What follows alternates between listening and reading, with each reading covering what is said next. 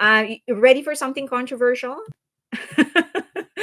Are you ready for something controversial? Let's go first to the not so controversial one. The Department of Labor dismisses the case against Hybe. So what happened is that, as you know, the victim of the sexual harassment case in Adore, the girl, the employee that filed a case against the executive of Adore, went forward and said that she was requesting for a reinvestigation of the case. Okay. So this happened about August of last year. Actually, the talk started like April of last year. August is when it was formal. She was requesting for um, a retrial, a reinvestigation, which Adore and Hybe agreed to do. So agree for a reinvestigation. Sorry about that.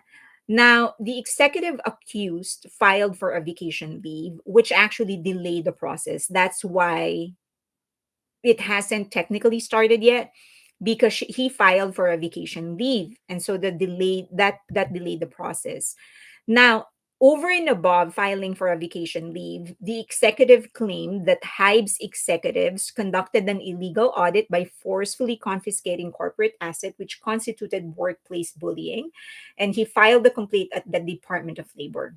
So this is further delaying the investigation. Okay. So L, or the executive, accused five key executives in Hybe or Adore.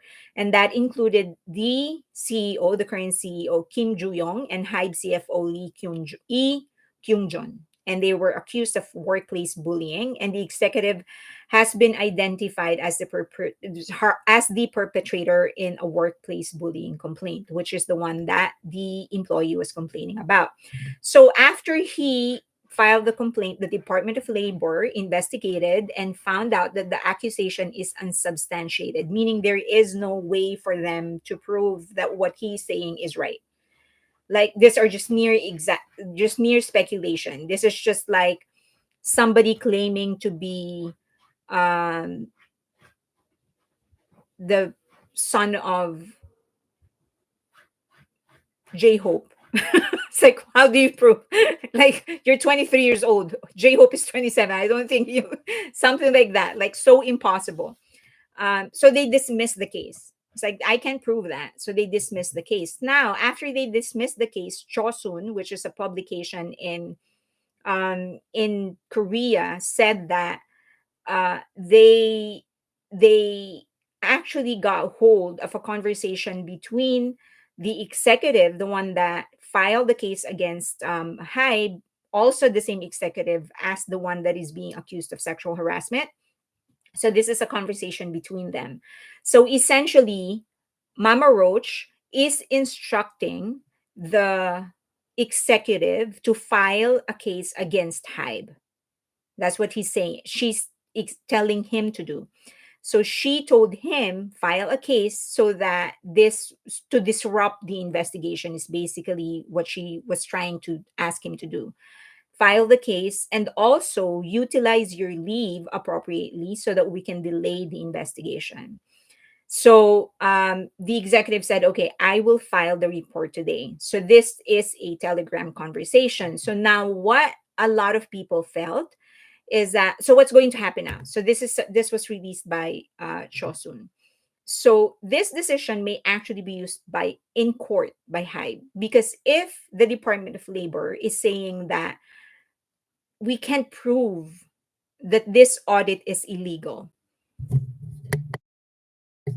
and this is an official decision, if the Department of Labor is saying we can't prove that the audit is illegal or that they actually harassed you, then the Hybe can actually use it as an additional evidence in the case that they're filing against Mama Roach, or as a defense against the case that Mama Roach is filing against them, also for illegal audit. Now, Hyde denied having leaked the conversation, having leaked the Telegram conversation. So they're saying that they weren't the source of the Telegram conversation, and they don't know how it was actually leaked. But Mama Roach is not denying the existence of that conversation. It's just not denying the accuracy of it. Okay. So there are only two people in that conversation, right? Mama Roach and the executive.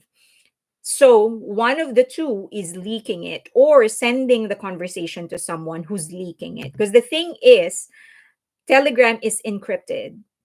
So it's encrypted, so it's locked.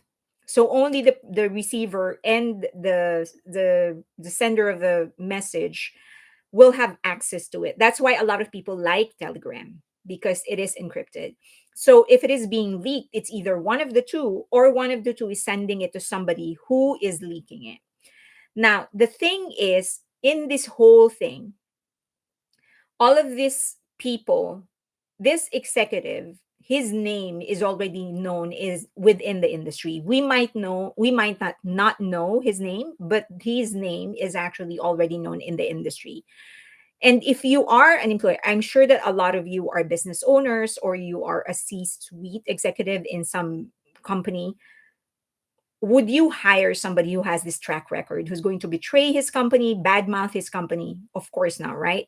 So all of these employees that's in his camp, in her camp, their reputation is already tarnished, and they are going to have a really hard time getting a job, or they will just have to put up their own company. So guilty or not, no one will want to work with them, right? So MHJ, Mama Roach, has money and can afford to live off what she already has. Or she can just put up her own company. She still has the loyalty of New Jeans, so she can probably leverage on that. But it's the employees that are actually going to lose, because they might not have necessarily the same pool or the same influence or the same money as she does. So I feel so bad for them.